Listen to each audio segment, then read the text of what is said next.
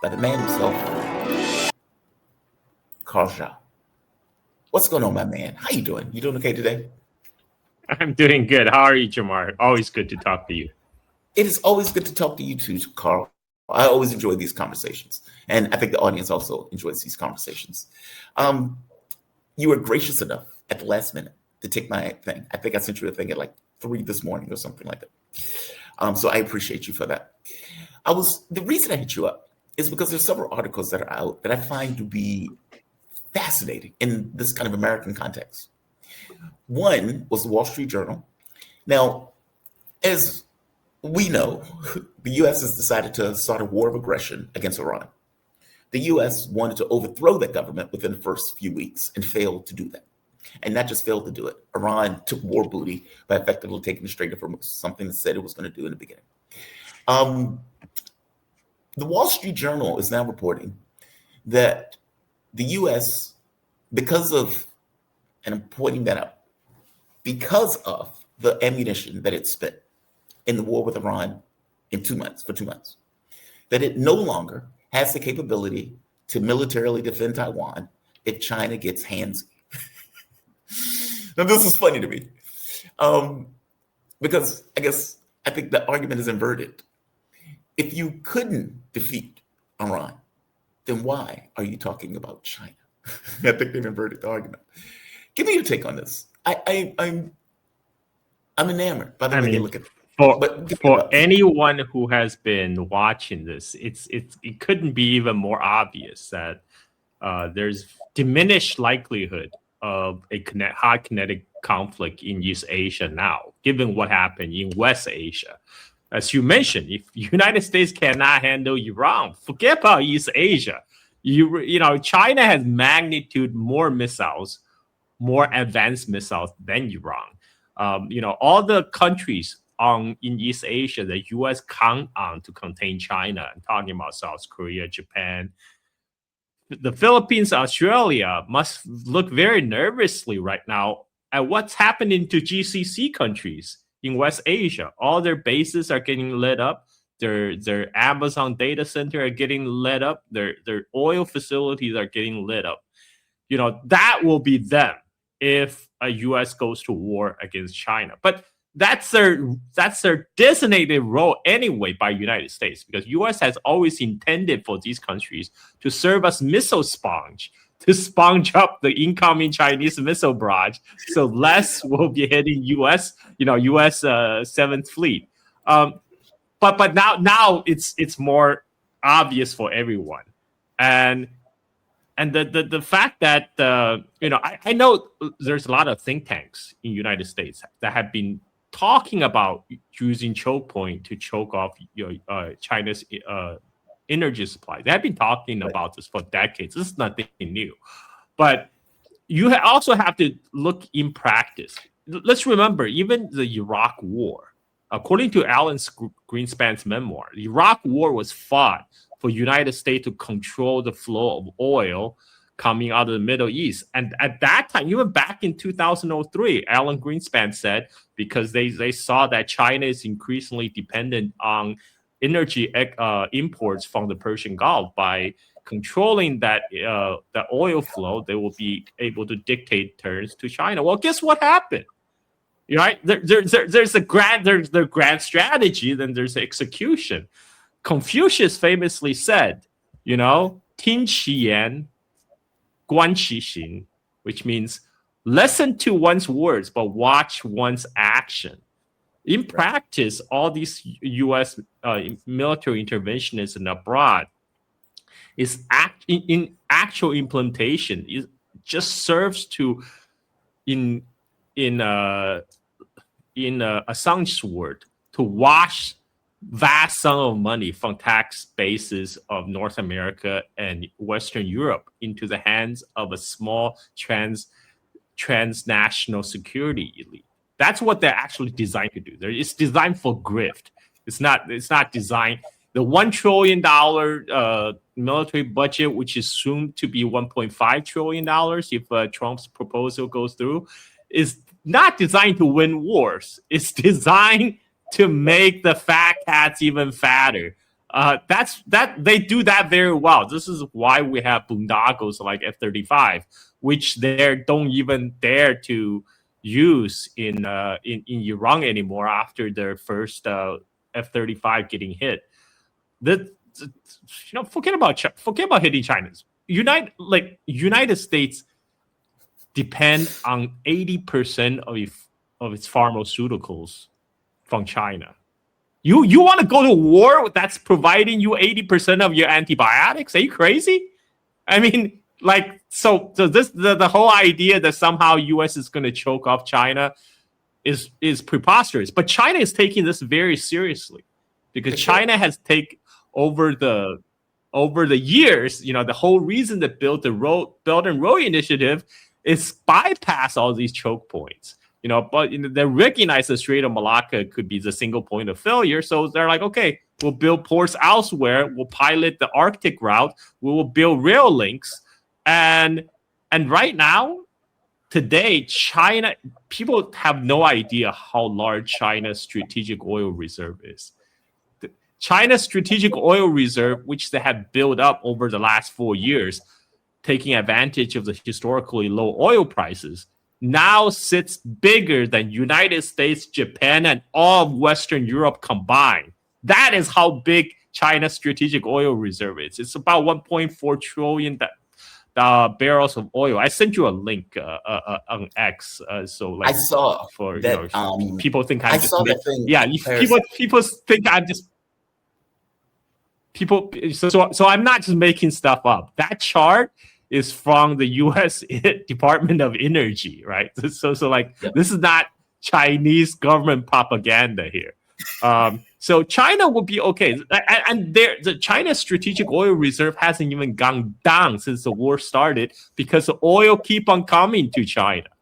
They will that amount of the reserve will last China about somewhere between 3 to 6 months if all oil stop coming to China. But right now, oil are still flowing to China from Russia, from Africa, from Venezuela, from all places, and from Iran. Of course, now that Trump is putting a blockade, that number is getting reduced. But like I said, Iran's contribution.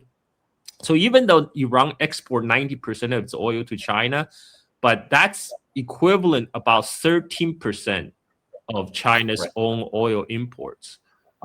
So it's not ideal for China that's 13% is going to shrink down to maybe even single digits, but they will find oil elsewhere. This is why oil prices has been going up.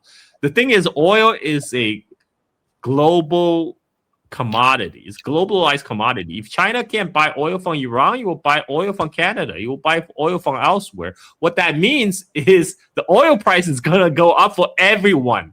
If China the more Iranian oil and Russian oil China buy, actually is less China had to buy elsewhere, which makes the oil price cheaper for everybody else. Once China enters a globalized oil market to buy oil like everyone else, that makes price go up. I mean, this is simple. This is simple mathematics and economics.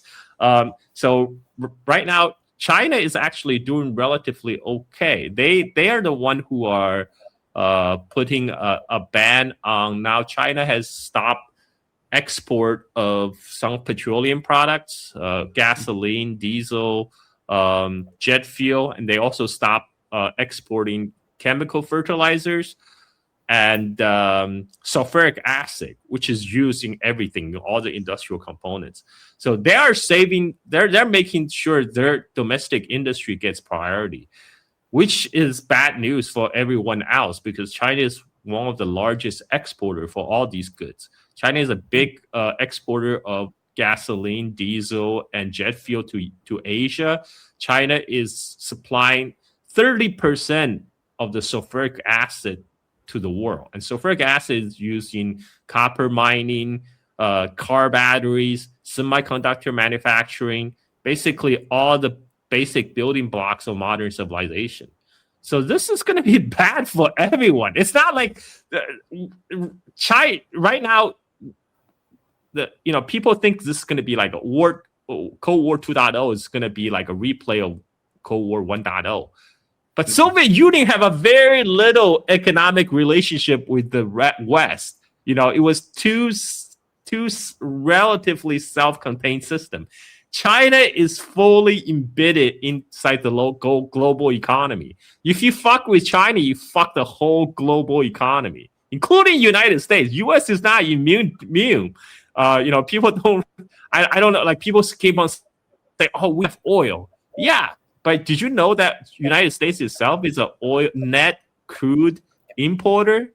United States export about 3 million barrels of oil per day, but imports 6 million barrels of crude per day. So what United States do export is gas, natural gas. United States have a lot of natural gas, and U.S. produce what's called the liquefied petroleum liquids, which is a byproduct of all the shell fracking. But those liquid petroleum liquids is not oil. They're not oil. They're a gas product, and so on paper, if you look at all the aggregate petroleum product, United States is sufficient an exporter, but actually United States is not oil self-sufficient.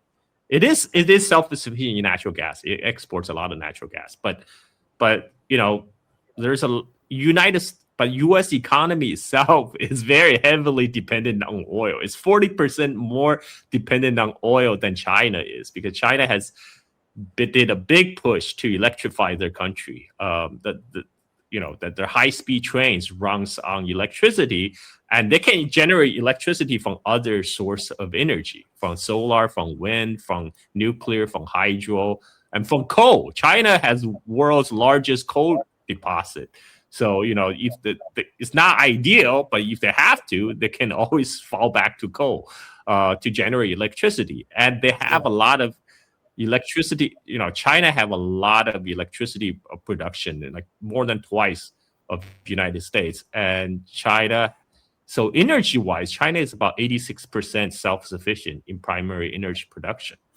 And that share is continue to grow as China builds up more nuclear power plants, more hydro plants, more solar, more wind, and so I think China will be hurting, but China will be hurting a lot less than all the country around the globe. Right now, all the U.S. allies in East Asia are hurting a lot more right now because they're actually more dependent on the Persian Gulf oil and gas. I'm talking about Japan, South Korea, Taiwan, Philippines, India.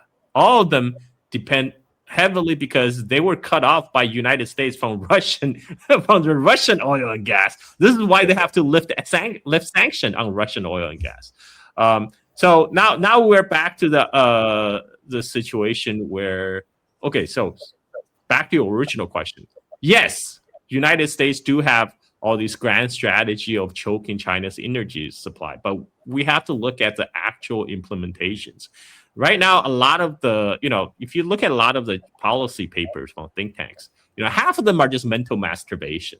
The other half are just ass-kissing Trump administration. And that's that's a purpose they serve. They're not real, mapful, real, detailed plans for world domination. And even the ones that are, when they put into practice, Jamar, we're run by some very stupid people. We have a president who just announced to the world he saves the lives of 8 AI-generated Iranian women from execution. Okay, we're not dealing with evil geniuses here. I agree with you, right? My take on this stuff is just because somebody writes something down doesn't mean they can implement it. And you can write down any grand strategy, any plan that you want. Obviously, you're writing it down so other people can read it. There's that. And two, just because you're doing it doesn't mean other people aren't taking counter moves to try to rectify the things that you're effectively trying to create, the problems you're trying to create. And as you point out, we are run by very dumb people who start wars of aggression and then get thrown back on his back heel without a way out of the war. And I guess from your point of view, do you think the blockade is a fallback position? Or do you agree with some of the analysts, I mean, even Sputnik, I think they came out with a thing this morning, effectively saying this is about Russia. Lavrov and Wang Yi, when they met, they were like, the U.S. needs to fail in its objectives because the U.S. is trying to strategically control energy markets, or let's say global shipping. What do you, I mean, how do you place this? I place this as, if this was about China, it was about China in the context of taking down Iran or putting a government in that's a patsy for the U.S. or turning into a failed state, kind of like Syria in this case. Or do you think that was the original plan? I tend to think that the original plan of it was taking down Iran. This is something they've been planning for like the last 20 years. Where do you fall on this? Grand strategy or straightforward? Look, they said, just listen to their own words. They said originally their plan was regime change in Iran, but now that proven impossible. Now they're continually shifting the goalposts. Now the goalpost is to reopen Strait of Hormuz. Strait of Hormuz was open before you started this war against Iran. But anyway, so they're just throwing feces on the wall to see what sticks right now, to justify their actions. This is Trump, man. I mean, this is Trump. He will flip the script within 24 hours in a True Social post, and you can't take this guy seriously. But the blockade do present a big problem for the world economy, because Iran already gave him a off ramp, like a week ago when Iran agreed to reopen the Strait of Hormuz. And then Trump has to go on his True Social and say, Iran surrender. They agreed to give us all their enriched uranium. And then Iran promptly shut down the Strait of Hormuz again. So again, Trump doesn't have any cards. So he's desperate. This is why he is doing a blockade. I mean, he's blockading the specifically Iranian ships coming and going from the Iranian ports. So the intended purpose to apply pressure on Iranian government to agree to more terms advantageous to United States, because the Iranian demands obviously is very hard to swallow for the Trump administration. Right. Iranian basic demand is guarantee of Iran security, withdrawal of U.S. forces from West Asia, allow Iran to keep its enriched uranium, recognize Iran's control of Strait of Hormuz, and have everything enshrined in a UN resolution. Right? I mean, if Trump agreed to that, that's basically complete surrender. This is basically the defeat of U.S. empire in West Asia. This is why they can't. It's very hard for them. It's a very bitter pill for them to swallow. This is why we have a deadlock in negotiation. But again, the fact that Trump extended the ceasefire, it shows they really don't have any good cards. So they tried this blockade thing. The idea is, okay, we'll starve Iran from funds. Well, guess what? Even if Iranian ships do not leave the ports, and no Iranian ship goes back in and out, Iran can still charge the toll on Strait of Hormuz. They can make all that money back from the toll. And okay, so if Iranian ship cannot go, what about Chinese ships? What about Russian ships? Can they? I mean, is your U.S. Navy going to blockade Chinese ships and Russian ships from going to Iran? You really want to expand the war? You really want to start World War III? So this is Trump's face-saving measures. And I think this negotiation will likely to drag on for a while. But fundamentally, this is a complete clusterfuck. But it's very, very bad for the global economy, because the last ship oil containers that had left Persian Gulf before the war started, they are in ports right now. They have already arrived. So people have not felt the true impact of this war. But they were gonna feel it very, very soon. I mean, the price has already gone up, but you haven't seen nothing yet because the shoe shortage is gonna start pick up shortly. And another thing is fertilizers. Right now it's planting season. Farmers need their fertilizers. If they don't have that, we're gonna have food shortages several months down the road. But that looks like increasingly likely because even if they open the Strait of Hormuz today, you will take more month to restore production and redirect the shipping traffic because a lot of containers shipping companies like right now they're not going to the Persian Gulf. They're like, no, why? That's crazy. They already redirected those ships to go to Africa, to go to South America, to go to United States, so they already rearranged the shipping route. So to kind of have that reset, it's gonna take pretty strong guarantee for the insurance company and the shipping company that this war will not start up again, right? Then they will do that commitment to bring the ship back. But that's going to take long time. Like the ships traveling from Persian Gulf to United States, for example, that takes 50 days, right? And it takes about 20 days to Asia. So that's a kind of time lag. So even if they're going to settle down everything today and issue guarantee to all the shipping company that everything is safe to go back in, it's going to take them a month just for the traffic, the shipping traffic to get rerouted. And it's going to take them even more time to actually repair the oil facilities to get the production going again. So the world economy is already fucked. We're just talking about how much more fucked we will be, like how long this war will drag on. I know China rationally has set up a military in order to defend China, meaning the U.S. military is meant for attack. It's kind of like, a boxer that's meant to have flying kicks and stuff like that, where somebody else is meant as a porcupine. But do they have the ability to project force militarily from the standpoint of the Navy if they needed to beyond their shores? Well, this is, people keep on talking about like why didn't China send military to fight on the side of Iran? Look, Chinese military is set up to fight a defensive war around China's borders. This is why they currently do not have the same kind of. Well, just to be clear, I'm not making that case. Sorry, you're breaking up a little bit. I'm sorry. What was Can you hear question? me okay? Well, I'm sorry to interrupt. I was making the point of saying that's not really the case I'm making. I'm not really asking the question of, I accept that some people might have said that. That's not really my thinking of this, because it wouldn't occur to me for China or Russia to do that, if that makes sense.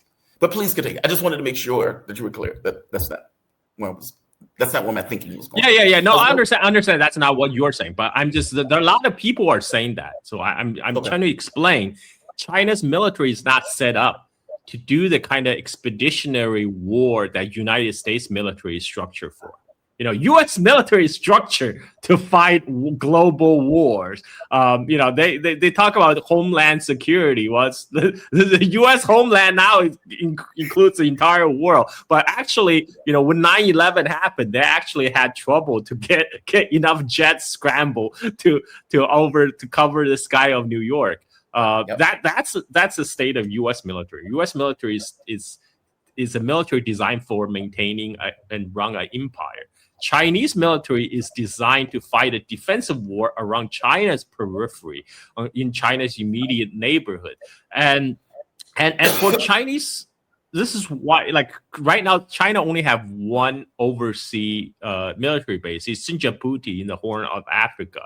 But in order to have a sustained military operation like what United States right now is doing in West Asia, you need a lot more military bases where you can refuel, restock your ammunition, refuel. This is very important. And this is why United States, just before the war, they signed a treaty with India, which allow U.S. military to do port India. And U.S. already have military bases all around the region. China does not have that. To give a historical example, a lot of people might have aware of Russo-Japanese War of 1904 and 1905, Yes. when Russia had to send its Baltic fleet from Europe all the way around Atlantic, sail around Africa, going through Indian Ocean to Far East. One of the biggest problems is that British control a lot of the colony along the way, and they made a lot of trouble for the Russian fleet to refuel, just simply refuel, because back then there are steamships and need coal. And so they were already kind of running haggardly and demoralized even before they arrived in East Asia, and that led to their complete annihilation at the Battle of Tsushima by the Japanese fleet. So this is the how war is run. War is run on logistics. China simply do not have that same kind of logistics to support a overseas kind of military expedition the United States military is structured for. So that I'm just speaking of capability. I'm not even talking about intention here. I'm just saying, like, even if China wants to, it lacks the power projection currently into the Persian Gulf. Wow. Yeah. I guess that's. But China military is designed to very effectively shut down any U.S. attempt to start war in South China Sea, in East China Sea, all around first island chain. Because China has enough missile to shut down all the military U.S. military bases in the first island chain. I'm talking about Okinawa, the Philippines, Japan, South Korea. All those U.S. military bases will be gone within 30 minutes of a war with China.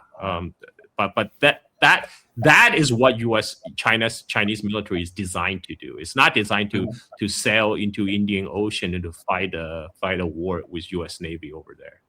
Yeah, I think you're right. The catcher's mitt thing, I think, is accurate. I mean, if you're looking at the Gulf State, and it's right? Iran said specifically what it was going to do. We're going to take the Strait of Hormuz, and all of those bases are weaknesses because they are effectively going to be catcher's mitts for our missiles. And they did exactly that. And so if you are Taiwan, if you are, as you pointed out, on those countries where the United States has affiliated themselves with it, you better be concerned. I am curious about something else. Donald Trump is supposed to meet Xi Jinping in May, I believe the middle of May. What do you think that conversation is ultimately going to be about? Obviously, the U.S. and China are not necessarily on the greatest of terms, especially since a lot of the chatter is about strangling China, in addition to this kind of conversation that Trump is going to have, dealing with the economic stuff. What do you think this is ultimately going to be about? Well, first of all, China hasn't officially confirmed the dates yet. So what? First of all, Trump administration is not a credible source. So back then, back then, when Trump administration first announced they're going to China in like end of March and early April, China also did not confirm the dates, and then Trump unilaterally announced he delayed the trip. What the official Chinese government press release said, they're working closely with their American counterpart on the time and scheduling of the planned Trump visit. So once we see confirmation of the dates from the Chinese government, then we know, okay, for sure that trip is going to happen. Right now, China said we're still talking about it. But okay, let's say it does take place. Trump originally he planned to, like all those ass-kissing neocon think tanks was puffing up like, oh, Trump is gonna go with Xi Jinping with powerful leverage. He got China by the balls. He got Venezuela. He got Iran. What's he gonna do? Gonna do now? Trump will travel to China with a very weak hand. And this is one reason Trump announced he delayed the trip, because he would just look very foolish. But I think he might be even overly optimistic that everything will be wrapped up by what he said, May 15th was the date. Yeah. Like Yeah, May 15th, because it just doesn't make sense for two sides, to suddenly sit down, and while there's a huge international crisis still going on in the Persian Gulf, because usually these kind of summit, it takes place is to expect it to reveal some kind of it's like a press release event where they announce some kind of deal, right? And those deals are worked out way in advance of the meeting, so they'll have something to announce to the public. And right now, I just don't see any kind of grand deal that is more important than what's going on in the Persian Gulf right now. And so, originally Trump was going to China to talk about trade, about the tariffs, about China's export control on rare earth. Conceivably, if U.S. do have energy chokehold on Chinese energy supply, that could be leverage used by Trump to say, please, now you have to give us rare earth. We'll give you, we'll lift the blockade, whatever. But right now, what leverage does Trump have? Why would Xi Jinping give him rare earth so U.S. military industrial complex can build more weapons that could be used against China?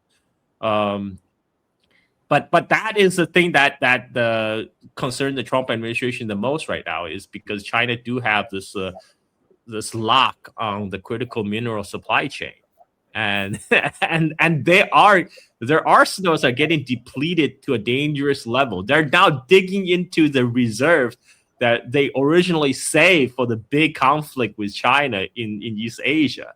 This is reported by Wall Street journals. So they want to restock, but China's like, no, sorry, you're not getting no rare earth for you. But if Trump did lock down Iran and Venezuela, conceivably he had some leverage to do a trade-off for the rare earth deal. But right now, what does he have? I mean, I guess the thing is, how do you lock down China? But I guess. Well, there's one deal he could offer. Potentially, he could offer Taiwan. China might say, okay. Well, you can have some rare earths. Just we'll get Taiwan back. Deal. Well, I think China would take that deal. I think you have a point, right? Because you said two things. One, well, you said a few things, but one, is the U.S. really going to board a Chinese ship? So, meaning, if you have a blockade and China runs the blockade, do you attack that ship? Do you board that ship? What do you do? If the answer is no, then what leverage do you have in negotiations? They kind of work in tandem, right? Yeah. Yeah, I don't know what leverage. I mean, all things being equal. I mean, Trump can make an economic argument, I suppose. He can offer things. He can bribe. He can try to bully. None of that has worked up to this point. And you make another point, right? When you lose a war to a regional power, and the leverage that you've been using is this kind of threats of military force around the world, what does it mean, right? Yeah, I don't know what leverage. Well, you know what it means, Jamar? If you look at Iran, they have to spend decades trying to negotiate with United States in order for U.S. to lift the sanction. They even agreed to the JCPOA deal, where they agreed to give up all their enriched uranium. That got them nothing. That got them Trump to tore up the agreement in his first term. They got they tightened the sanction. But within weeks of the war, and when Iran started hitting all these U.S.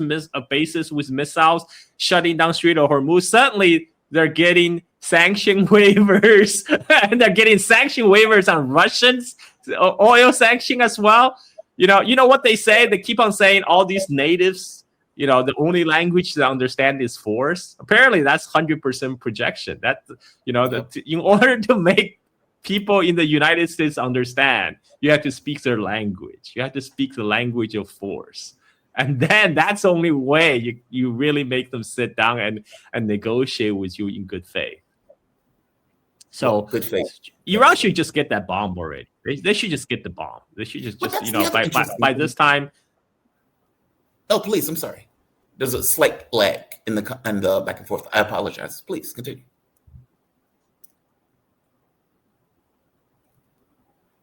And one of us is frozen. Carl, can you hear me? Yeah, I hear you. Because I thought you were going to make a point. No, there's a slight lag in the back and forth. I apologize to you. Please. Got it. No, I'm done. I'm go ahead. I'm done with my ranting. No, that's not a rant. You're making the point, and I appreciate that point. What time is it? Okay, one last thing. Did China push Iran to go to the negotiating table? That was something that was, people were whispering that part of the reason that Iran decided to sit down in regards to negotiations was because China was effectively pushing them to do so. Did you see anything about that? Do you take that as credible, yay or nay? Yeah, I mean, it's first of all, it was reported in the Western mainstream media. You always have to take that with a lot of salt. But I mean, it's possible. I mean, China do have a motive to wrap up the war because China doesn't like the fact that there's a war going on. The thing that China hates most is actually instability and war, because that disrupts business. And what Iran, because China do have a lot of investment also throughout the region, and those are being put at jeopardy right now.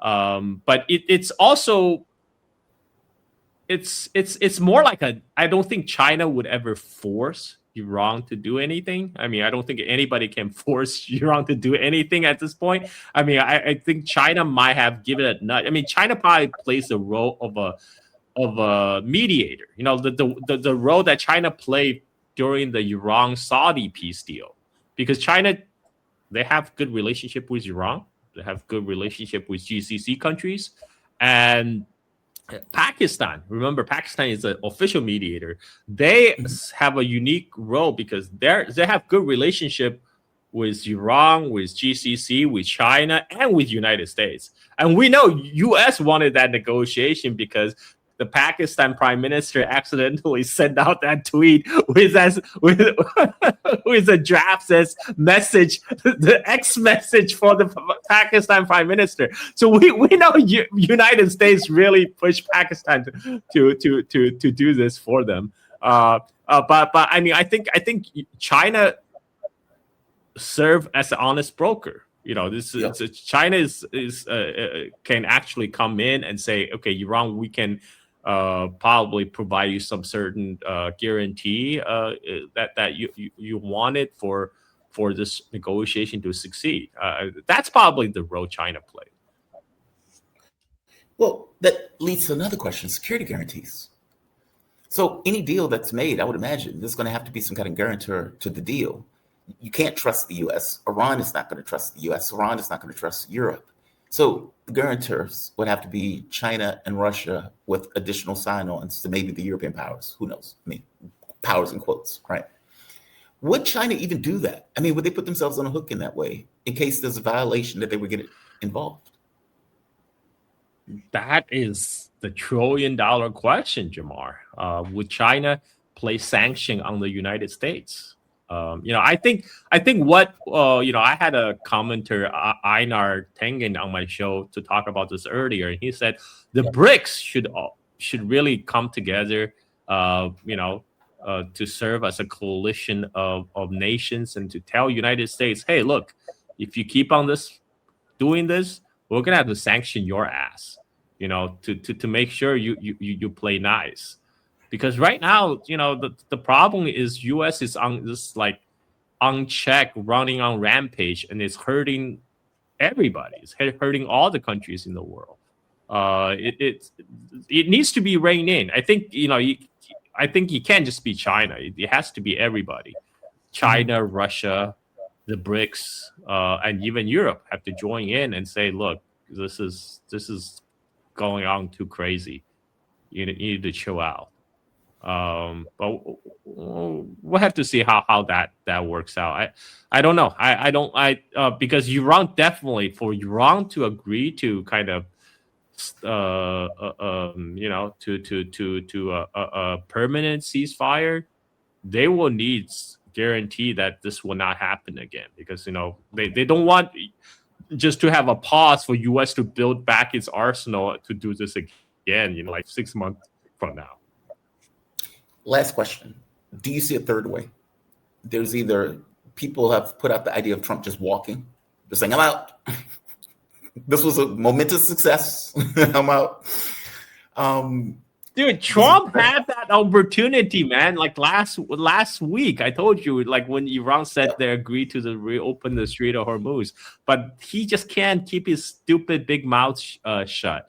And the thing is, Trump do have some, hardcore supporters who will go with him no matter what.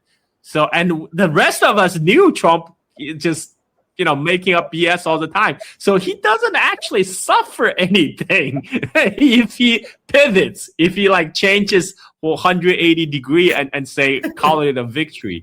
This is actually dragging on way too long. I had expected him to call it quits a long time ago, but I do think there's a lot of pressure on him, probably from the Israeli lobby to keep this going, because this is one party that really wants this conflict going. That is Israel, and we do know they must have something on Trump. I mean, come on, for the past 7 U.S. presidents who were able to resist Israeli pressure to go to war against Iran, it took Trump to do it. I don't know what is in the rest of this Epstein file. It must be very damning. Yeah, it does look like they have some compromising, what is it, compromat, or whatever the hell they used to call it, compromising stuff on the president. Carl, man, I've always enjoyed these conversations. I apologize for the thing. There seems to be a delay. It's funny. 6 months ago, we were in basically the same time zone. We went flawless. At 30 hours away, and all of a sudden, this is what you get. Carl, you have my appreciation for this, man. Thank you for this. I always appreciated your conversation. I always appreciated your explanation of these events. And just for the audience to know, because I don't think I gave you the intro, I think I went immediately into the show. We're on with Carl Zha. He is host of Silk and Steel podcast, focused on China and surrounding regions in their history, culture, and politics. You can follow Carl on Twitter at Carl Zha. You can follow his podcast on Twitter at Steel Silk, the letter N. You can subscribe and support the podcast on patreon.com/silk and steel. Definitely check out Carl's work. It is some of the best content you're going to find on Asia and basically the history of Asia, going all the way back from the very beginning. Carl, before I let you go, what year are you currently on now? I just reached year 221 BC, the China's unification under the Qing dynasty. I just got to the first emperor, finally reached the imperial age. So the real fun parts to start. You have found something that you can do for life. That's a plan. That's a plan. Yeah. See, I was thinking. You have a good one, man. Thank you for this, Carl. Be safe, okay? Sure. Bye-bye. Bye-bye. All right.